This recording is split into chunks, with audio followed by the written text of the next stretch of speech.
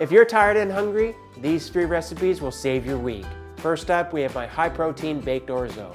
Next, my cinnamon bun oatmeal. And finally, my viral BLT. So for today's video, I'm gonna kind of run it like I used to do my cooking classes. So we're gonna have a couple things going at the same time, but that's just to save you time and money and energy when you're in the kitchen on a busy Sunday. You got kids running around and you're exhausted, so I wanna save you as much time as you can so you can spend more time with your family. So the first recipe is gonna be kind of my take on a caprese baked orzo. So it's super easy. We're just gonna dump everything into this casserole pan, put it in the oven, and as that bakes, we'll get going on the other recipe. I've gone ahead and prepped everything and measured everything out. I think that is critical to getting yourself organized in the kitchen. So we got our chickpeas drained and rinsed. We got everything else you'll need for the recipe: veggie stock, fresh basil, dried orzo, shallot. If you've never cooked with shallots before, it's like if garlic and onions had a baby. There was no good looking garlic at the grocery store, so I opted for a shallot, some sun-dried tomatoes, which are just delicious and like really umami intensifying. And lastly, you can opt for fresh basil like I have, or you can find these basil pesto cubes at the store. It's kind of like a veggie stock meets pesto. Super fun ingredient to work with. Okay, so we're gonna start with sun-dried tomatoes, and we're gonna go ahead and add that all in. Next up, we have the diced shallots. Again, it's kind of like a mix between if garlic and onion had a baby. And then we're gonna go in with the orzo, about a cup of orzo going in.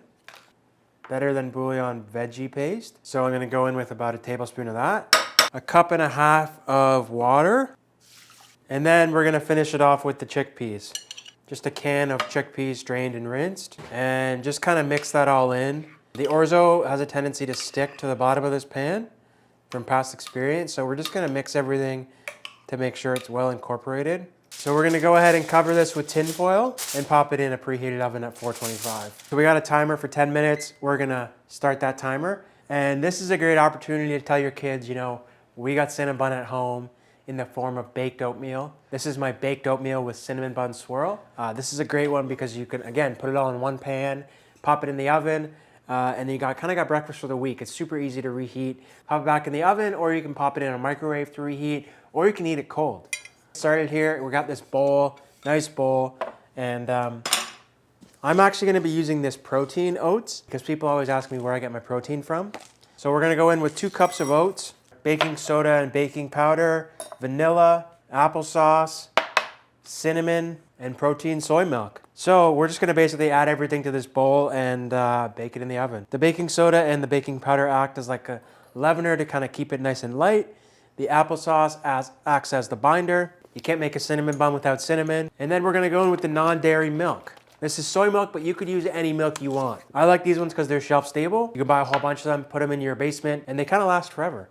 So we're gonna do equal parts milk. So we had 2 cups of oats, so we're gonna do 2 cups of milk.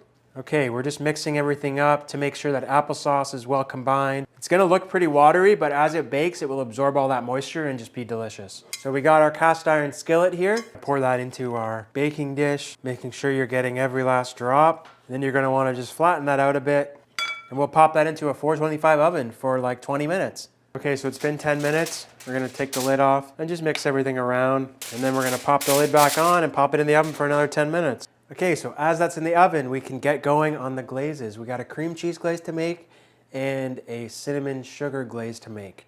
So we're gonna start by blending some blanched almonds with some water and maple syrup. Okay, so we blitz that up, nice and thick. Now we got the cream cheese frosting done. Now we need the cinnamon sugar drizzle. So this is just natural peanut butter. And then we have maple syrup for sweetness. And then you obviously need cinnamon for the cinnamon swirls. And we're just gonna whisk this together. The orzo is done. Okay, so I'm gonna set this aside and let it cool as we finish up the rest of the recipes. Okay, so back over to the cinnamon swirl. So it's thickened up quite a bit. I'm just gonna thin it out with some soy milk. I'm gonna add about a tablespoon at a time. What's the saying? You can always add more, but you can't take it away.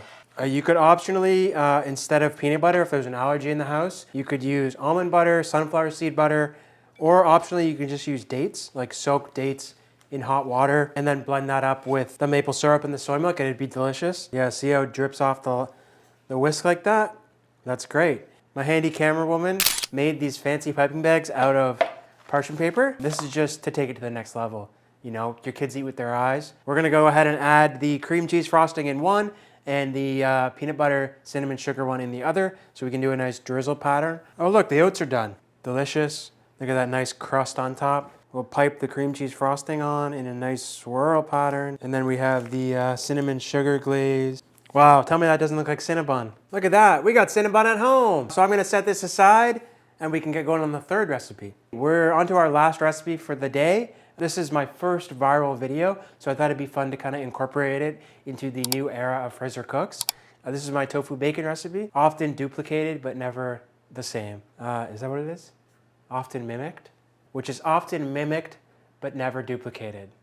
This uses smoked tofu, which is what really sets this one apart. This is a vegetable peeler. So what we're gonna start by doing is peeling the tofu with this peeler. It gets it really nice and thin, like bacon. You could use a knife, but I found that you can never get that crunch factor.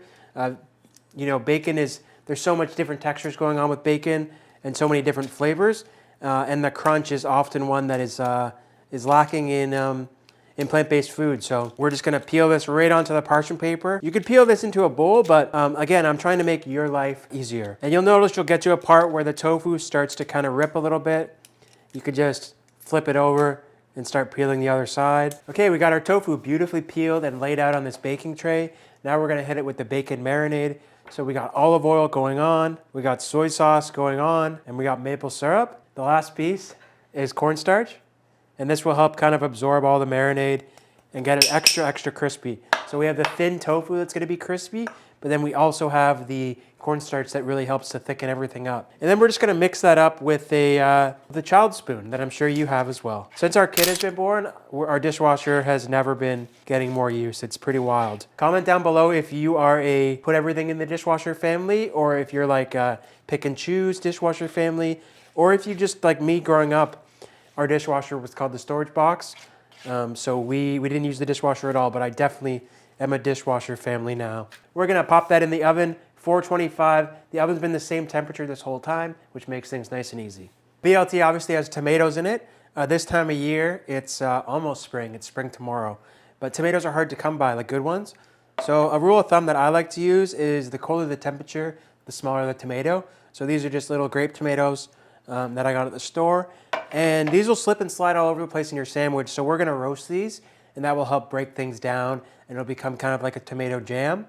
So they were a little large, so I just cut them in half. And then we got some olive oil, we got balsamic vinegar, nice little classic combo. And we're gonna pop that in the oven, and they'll be roasting at the same time as the bacon. Okay, so now for the bread. This is a nice sourdough, seeded sourdough loaf from a local bakery. I always try and recommend, you know, if you can't make something yourself, you know, go and support the people that can make something really nice.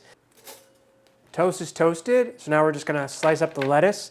This is iceberg lettuce, my lettuce of choice for sandwiches. We're just gonna shred this up really finely. You can use whatever lettuce you have, romaine, spring mix, but I like the nice crunch of the iceberg. And then instead of mayo, I'm actually gonna use a half an avocado. Our son Rory loves avocado right now, so I find like we always have a half lying around somewhere. And I saw this thing recently, to give your kid green foods at an early age, they're more likely to like green food as they age. So that was kind of interesting. As someone who's always liked green food, I've never had this issue, but I'm sure some people do. So we're gonna put some green mayo on. Look at how crispy this bacon is. Wow.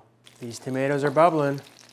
Okay, so now we build the BLT. So we start with the B, and then we have the T, the tomato, the L, and the avocado. Pop a lid on it, and you got a sandwich. Here's the BLT plated up, and we can plate up our chickpea sun-dried tomato orzo bake. We'll top that with some fresh Parmesan, and then we got some fresh torn up basil leaves, our chickpea sun-dried tomato orzo bake. And this is our We've Got Cinnabon at Home cinnamon bun baked oatmeal. Order up. So there you have it. You have my We Have Cinnabon at Home baked oatmeal. You have my viral tofu bacon BLT. You have the chickpea orzo baked pasta. All of these recipes are in the description below. And if you're someone who's plant curious or a busy parent looking to eat more plant-based, then you want to hit that subscribe button. And if you're interested in the grocery list for all of these recipes, let me know down below and I can send it your way. My name's Fraser from Fraser Cooks. I'm a professional plant-based chef who's trying to help the plant curious eat more vegetables, and I'll see you in the next one.